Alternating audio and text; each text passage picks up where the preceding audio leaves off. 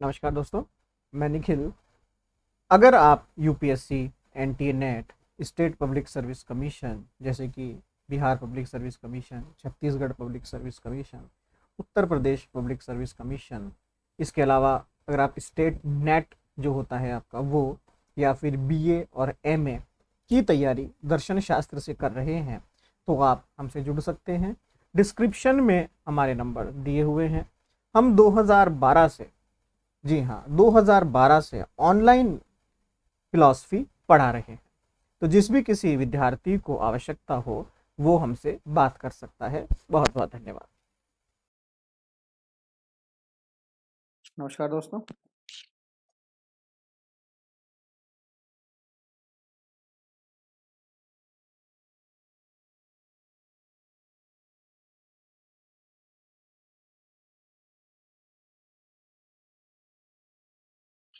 आज हम कुछ ऐसे फिलोसफर देखते हैं जिनका थीम, जैसे भी हम जो देख रहे हैं वो सारे के सारे लॉजिकल पॉजिटिविज्म वाले या फिर तार्किक भाववादी जैसे हम फिलोसफर देख रहे हैं। ठीक है, तो तार्किक भाववाद, अगर मैं एक बार आपको समराइज कर दूं पूरा कहानी एक बार क्या है। लॉजिकल पॉजिटिविज्म शुरू कहां से हुआ? वियना सर्किल से। कहां से? लिख लीजिएगा इसको या तो। लॉजिकल पॉजिटिविज्म कहां से शुरू होता है? वियना सर्कल से। पहली चीज, ठीक है। वियना सर्किल के अंदर एक सबमिट होती है या फिर मैं कहूँ एक प्रोग्राम होता है। 1920 के दशक में कहानी शुरू होती है। 1930-35 के अंदर ये चरम पर पहुंच जाती है। 40 में बहुत लोग इसके दीवाने हो जाते हैं। 45, 46, 47 और 50 तक आते आते, 1950 तक आते आते लगभग ये पूरा जो आइडियोलॉजी था, विचारधारा था, लगभग खत्म हो गया। लगभग इन द सेंस 80 to 90% जो लोग थे वो यहाँ से क्विट कर गए या लोग इसकी तरफ आकर्षित होना खत्म हो गए।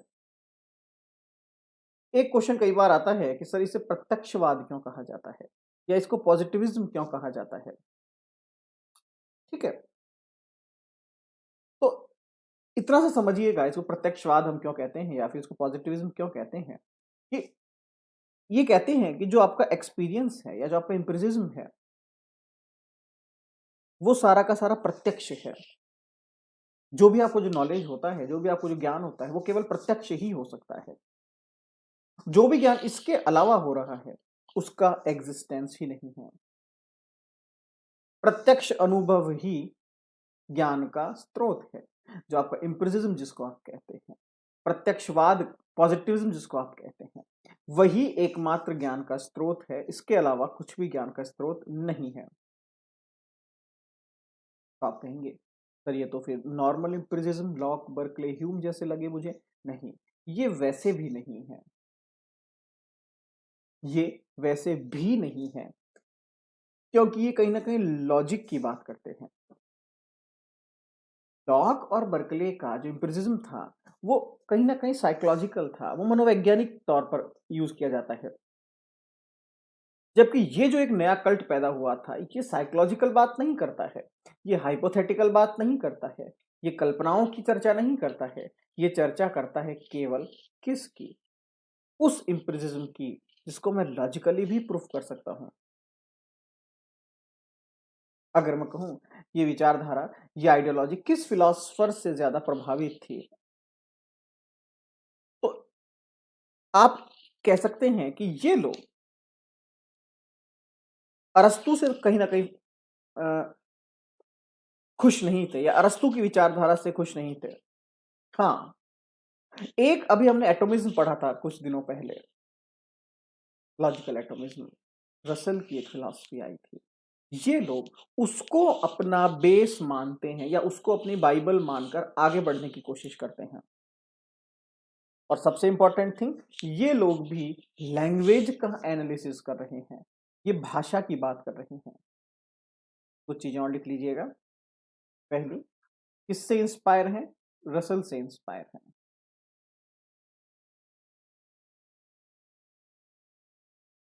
लॉजिकल एटॉमिज्म से इंस्पायर है। थर्ड, लैंग्वेज के ऊपर काम करते हैं। ठीक है, तो ये आपका लॉजिकल एटॉमिज्म का या फिर सॉरी लॉजिकल पॉजिटिविज्म का मैंने हिस्ट्री टाइप में आपको कुछ बता दिया। ये एक जनरल एक बहुत बड़ी बात कह देते हैं अपने हिसाब से, हालांकि उसको प्रूफ नहीं कर पाए, वो एक अलग बात है। ये कहते हैं कि सत्य की जो खोज है उसको करने का काम केवल एक ही सेक्शन का हो सकता है और वो है साइंस, विज्ञान। फिलॉसफी कभी भी सत्य की खोज नहीं कर सकते। हम कहते हैं ना एवोल्यूशन ऑफ ट्रूथ। सत्य की खोज का काम दर्शन का नहीं है। तो फिर आप कहेंगे कि ये जो फिलॉसफी में ज्ञान दिया जाता है ये सब क्या है? तो इन लोगों का ये कहना था, बिल्कुल आपकी बात सही है कि हमें एक्सप्लेनेशन जो किया जाता है वो तो फिलॉसफी में किया जाता है, साइंस में नहीं किया जाता। तो ऐसा क्यों है? तो ये लोग कहते हैं एवोल्यूशन का काम विज्ञान का है, खोज का काम विज्ञान का है, और उसको एक्सप्लेन करने का काम फिलॉसफी का है। इसको ऐसे समझने की कोशिश कीजिए। ये सत्य है, इसको एवेल्यूट कर रहा है साइंस।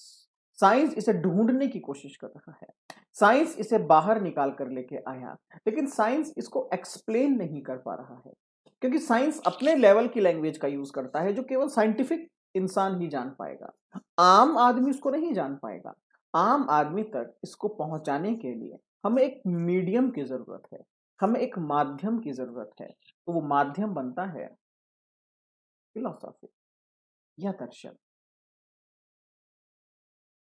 हिट में इन लोगों का कहना था फिलॉसफी का सत्य के साथ कोई भी डायरेक्ट लिंकअप है ही नहीं। फिलॉसफी जस्ट उसको एक्सप्लेन कर रहा है, फिलॉसफी जस्ट उसको लोगों तक पहुंचा रहा है। ठीक है, इनके अनुसार दर्शन शास्त्र सत्य की खोज कभी नहीं करता, वो केवल उसको एक्सप्लेन करने की कोशिश करता है या चेष्टा करता है। अब इसके अंदर जो फिलोसफर्स आते हैं जैसे कि आपका एजे एयर है, चिल्क हैं, ठीक है, उन सबको हम पढ़ने की कोशिश करते हैं। फर्स्ट टॉपिक आपका अगर मैं शुरू करूं, लिखिएगा, एयर से ही शुरू कर देते हैं। Elimination of metaphysics.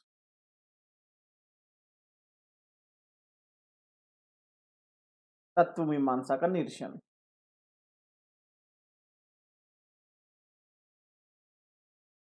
ठीक है,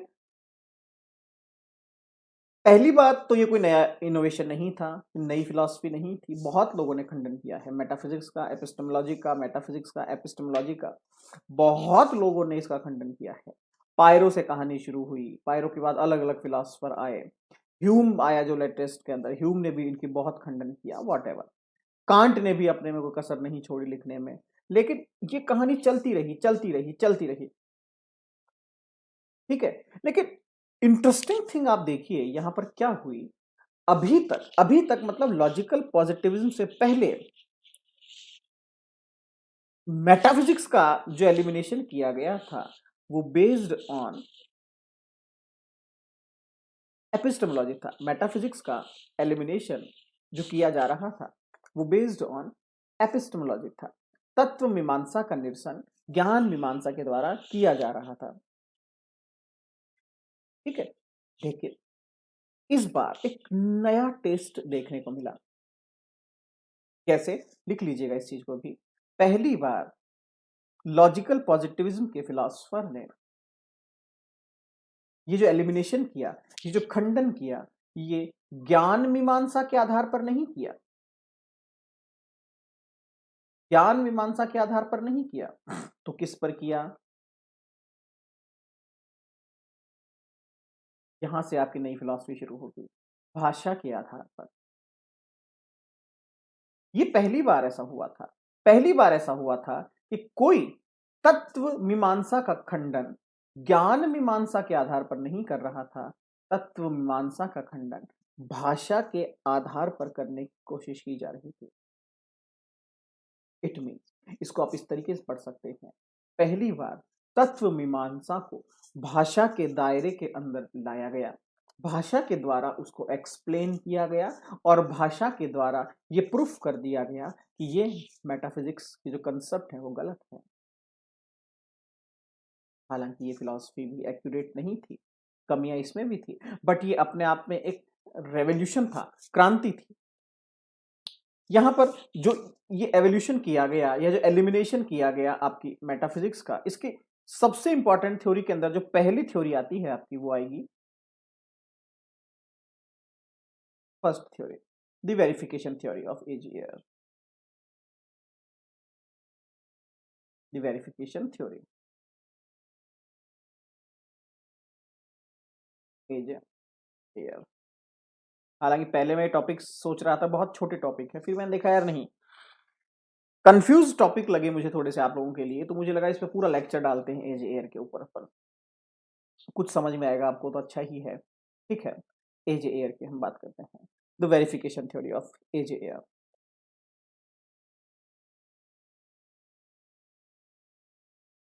थ्योरी ऑफ वेरिफिकेशन या वेरिफिकेशन जो थ्योरी है, लॉजिकल पॉजिटिविज्म के जो फिलोसफर हैं उनका ये मानना है कि ये हमारा सबसे पावरफुल वेपन है आपकी मेटाफिजिक्स के एलिमिनेशन के लिए। इससे बेस्ट, इससे लॉजिकल बात कोई कर ही नहीं सकता। और ये जो बात करता है उसके अंदर एक क्लियर कट हो जाता है कि आपका जो मेटाफिजिक्स है वो जीरो था। मेटाफिजिक्स आपको कोई ज्ञान देता ही नहीं है। ठीक है, इन्होंने सिर्फ एक लाइन के अंदर अगर मैं समझाने की कोशिश करूं क्या कहा, इन्होंने किसको वेरीफाई किया, इसको क्या है वेरिफिकेशन थ्योरी। ये इतनी सी बात करते हैं कि अगर मैं स्टेटमेंट वाइज बात करूं, केवल साइंस के जो स्टेटमेंट्स हैं वही, केवल और केवल वही स्टेटमेंट्स वेरीफाई हैं नॉलेज के रास्ते में। ज्ञान केवल साइंस के स्टेटमेंट्स से हो सकता है। इसके अलावा जो मेटाफिजिक्स के जितने भी स्टेटमेंट्स हैं, जितने भी कथन हैं, वो सब निरर्थक हैं। चाहे हमें कितना ही लगे कि वो हमें नॉलेज दे रहे हैं, कितना भी हमें लगे कि वो ज्ञान दे रहे हैं, लेकिन ऐसा नहीं है, वो हमें ज्ञान देते ही नहीं है। कहेंगे ये कैसे हो सकता है, ज्ञान नहीं देते हैं? तो इसके लिए पहले आप एक कंसेप्ट समझ लीजिए। यह माना जाता है कि जो स्टेटमेंट्स हैं वो दो तरह से काम करते हैं, एनालिटिक, सिंथेटिक।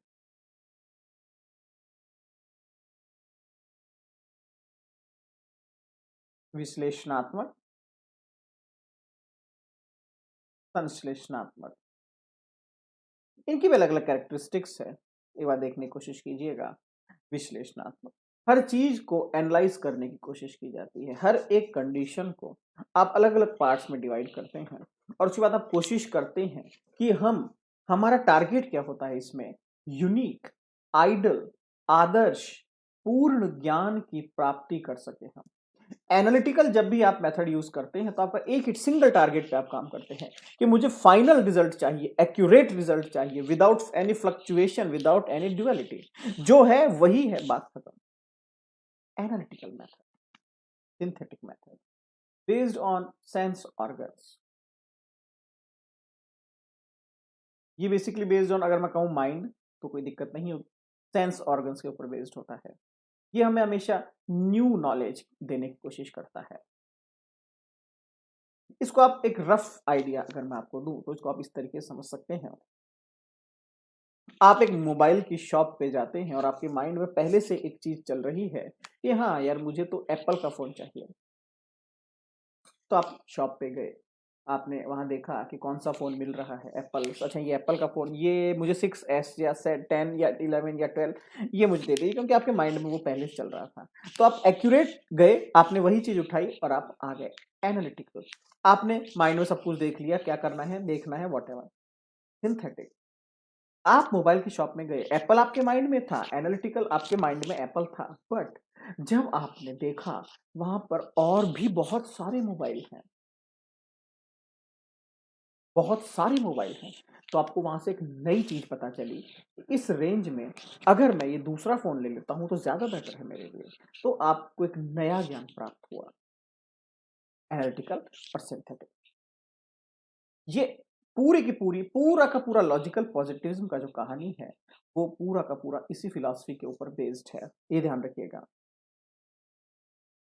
ये लोग कहते हैं कि आपके जो मेटाफिजिक्स के स्टेटमेंट्स हैं, ना ही तो उनको मैं मान सकता हूं कि वो एनालिटिकल हैं। क्यों? क्योंकि उनका टारगेट कभी ये है ही नहीं कि वो एग्जैक्ट और आइडल और एक्यूरेट नॉलेज को अचीव करें। मैंने कभी नहीं देखा मेटाफिजिक्स में। और सिंथेटिक भी नहीं कही जा सकते। क्यों? क्योंकि वो ना ही तो सेंस ऑर्गन्स के ऊपर बेस्ड होते हैं और ना ही वो हमें कोई नया ज्ञान देते हैं।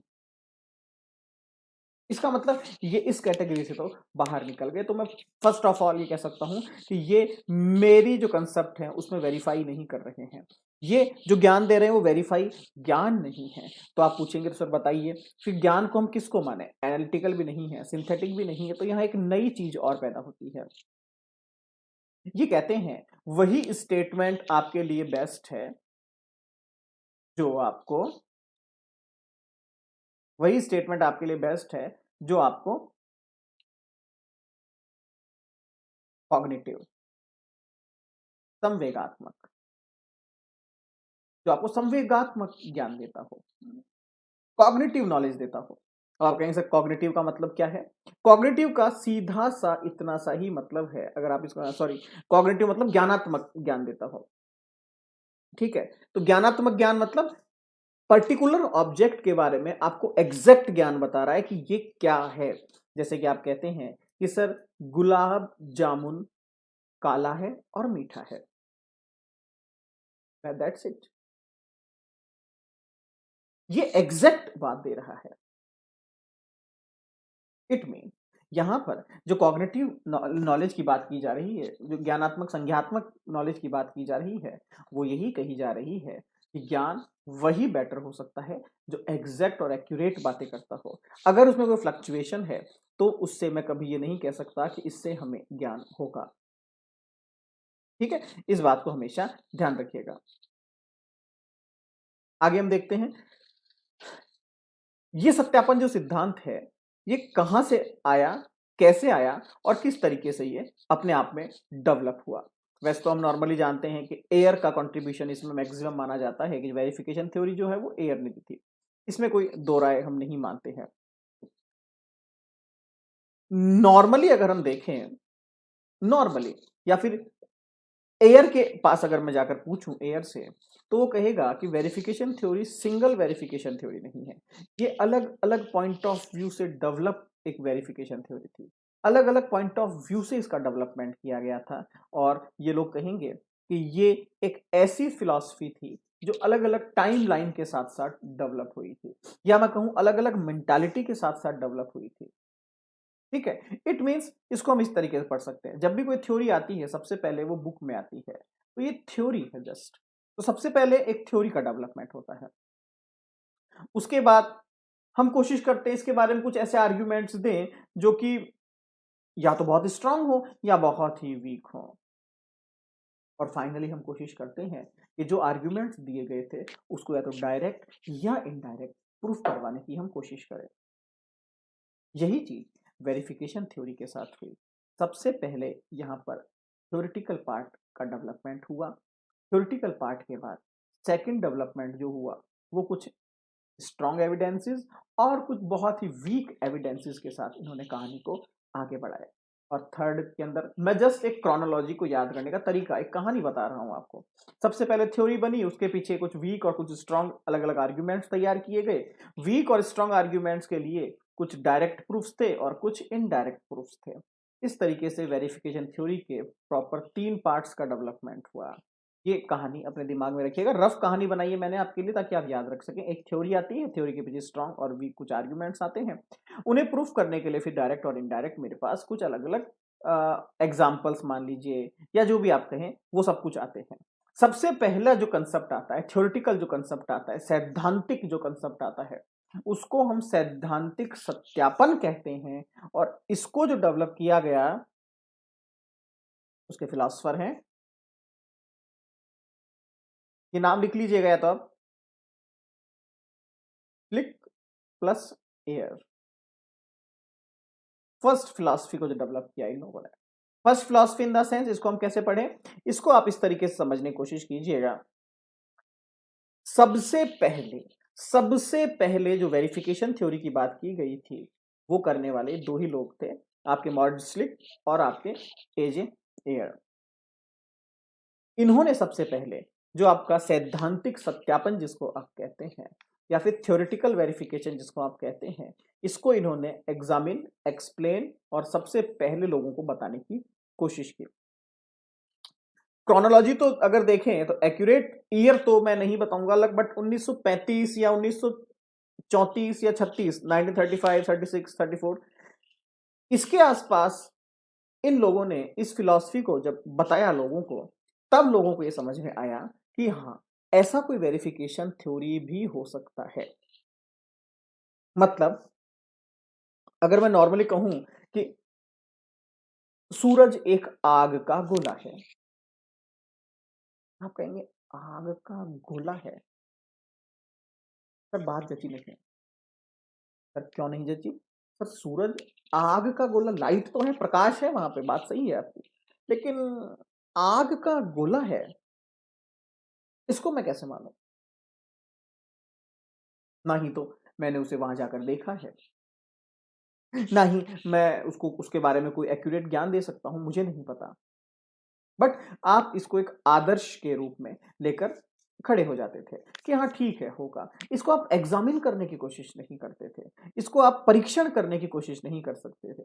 इसीलिए व्यवहारिक सत्यापन, जनरली प्रैक्टिकली जो वेरिफिकेशन हो सकता है इस स्टेटमेंट का, आप वो वेरिफिकेशन नहीं कर सकते थे। कब? वेरिफिकेशन थ्योरी से पहले आप या तो उसको एक्सेप्ट करते थे या आप उसे इग्नोर करते थे, वेरीफाई नहीं करते थे। लेकिन जब इन लोगों ने कहा कि वेरीफाई करना पड़ेगा, या तो वो सही है या गलत है, दैट्स इट। या तो सूरज आग का गोला है, बात सही है, या सूरज आग का गोला नहीं है, बात खत्म।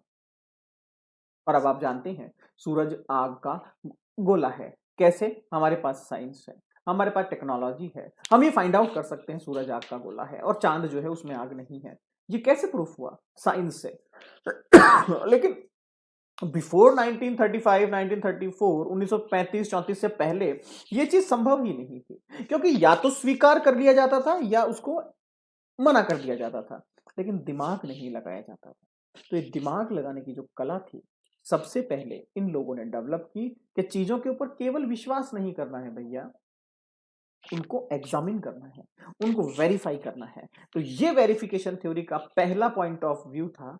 जो भी कंसेप्ट, जो भी स्टेटमेंट, जो भी वर्ड, जो भी कथन आपके सामने रखा जाए, पहले उसको वेरीफाई करके चेक आउट कीजिए ये सही है या गलत है। इसे कहते हैं सिंगल या फिर स्टार्टिंग की जो वेरिफिकेशन थ्योरी थी वो।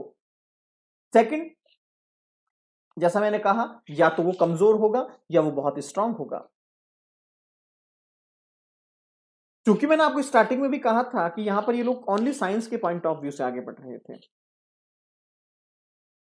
तो इन्होंने कहा साइंस के पॉइंट ऑफ व्यू से जब हम वेरीफाई या वेरिफिकेशन करते हैं, क्योंकि अब जैसे मैंने सूरज की बात करी तो आपने कहा कि ठीक है सर, ये तो हो गया, ये तो एग्जैक्ट हो गया, ये तो एक्यूरेट हो गया। कहीं पर ऐसा हो सकता है क्या सर? कहीं पर तो हम 100% वेरीफाई हो जाए और कहीं पर हम थोड़े से कमजोर हो जाए वेरिफिकेशन में। तो ये कहते हैं बिल्कुल। मॉरिड और आपके एजेआर ने कहा बिल्कुल। कैसे? इन्होंने कहा साइंस के कुछ बेसिक जो प्रिंसिपल है उनको तो मैं ये कह सकता हूं कि हाँ, ये बहुत स्ट्रांग तरीके से वेरीफाई, जैसे वही एग्जांपल सूरज आग का गोला है, तो स्ट्रांग एनालिसिस हो गया, स्ट्रांग वेरिफिकेशन हो गया कि है। लेकिन कुछ ऐसे कंसेप्ट भी हैं जिसको आप या तो वेरीफाई कर सकते हो या फिर एक्सेप्ट कर लेते हो और कहते हो यार नहीं सर, प्रूफ तो नहीं कर सकते बट हाँ होता होगा। तो यहां पर इन दोनों का कहना था साइंस के जो प्रिंसिपल्स हैं उसके अंदर दो पॉइंट ऑफ व्यूज निकलकर बाहर आते हैं। पहले पॉइंट्स पर साइंस के ऐसे प्रिंसिपल हैं जो एक्यूरेट हैं, जो एकदम 100% जिनका वेरिफिकेशन प्रैक्टिकली आप लाइफ में कर सकते हो। फॉर एग्जाम्पल, अगर ऊपर से बॉल डालता हूं तो ग्रेविटी उसे नीचे खींचती है, दैट्स इट, बात खत्म। बड़ी कोई चीज है तो उस पर ग्रेविटी ज्यादा काम कर रही है, छोटी चीज पर ग्रेविटी कम काम कर रही है, वो आप सब कुछ जानते हैं। ये फर्स्ट के अंदर सारे प्रिंसिपल्स आपके आ गए। E is equal to MC², energy और मास के अंदर एक रिलेशन होता है, ये भी हमें सब कुछ पता है ऑलमोस्ट। ये सब चीजें हम प्रैक्टिकली देख सकते हैं। रॉकेट को अगर बाहर जाना है तो वो नीचे की तरफ थ्रस्ट फेंकेगी तो ऊपर चली जाएगी। दिवाली पर हमने पटाखे जलाकर देखे हैं सर, ऐसा ही होता है। तो फर्स्ट के अंदर वो प्रिंसिपल्स आते हैं कि जो थ्योरी है, और प्रैक्टिकली आप उसके ऊपर बहुत स्ट्रॉन्ग एविडेंसेस दे सकते हो क्योंकि आपने करके उसे देखा हुआ है। लेकिन सेकंड, वो चीजें जिनको आपने करके नहीं देखा या आप करके देख भी नहीं सकते, जैसे कि the creation of black hole, घर पे बना के देखिएगा कभी, थोड़ा सा चाट मसाला डाल के ब्लैक होल बनाएगा। सर ब्लैक होल कोई कड़ाही में बनता है क्या? ब्लैक होल नहीं बन सकता। तो फिर कैसे पढ़ेंगे? सर देखिए, देख तो नहीं सकते, बट ठीक है, ठीक है, वीक वेरिफिकेशन, क्योंकि आप उसे देख नहीं सकते, प्रैक्टिकली आप उसको अपनी लाइफ में उतार नहीं सकते, ये वीक वेरिफिकेशन। तो साइंस के अंदर भी दो तरह के आपके वेरिफिकेशन चलते हैं, जिनके ऊपर प्रिंसिपल्स बने हुए हैं और जिन्हें मैं अपनी लाइफ में यूज कर सकता हूं। दूसरे जिन पर कोई प्रिंसिपल नहीं है और मैं उनका यूज भी नहीं कर सकता। और थर्ड आता है डायरेक्ट और इनडायरेक्ट वेरिफिकेशन। डायरेक्ट ऑब्वियसली बात है, सूरज दिख रहा है, चांद दिख रहा है, आप दिख रहे हैं, मैं दिख रहा हूं, दीवार दिख रही है, डायरेक्ट वेरिफिकेशन। इनडायरेक्ट वेरिफिकेशन आप कैसे करेंगे? इनडायरेक्ट वेरिफिकेशन जिन्हें डायरेक्ट देखना पॉसिबल नहीं है, एटम, परमाणु, परम तत्व, बहुत बारीक जो कण हैं जिन्हें हम माइक्रोस्कोप की मदद से भी नहीं देख सकते, वो इनडायरेक्ट, बट वो है। हवा चल रही है, इट मींस हवा में मॉलिक्यूल्स तो हैं क्योंकि मैं सांस ले रहा हूं, वरना मर जाता। तो वो है इनडायरेक्ट, इन्हें प्रूफ करना पड़ता है।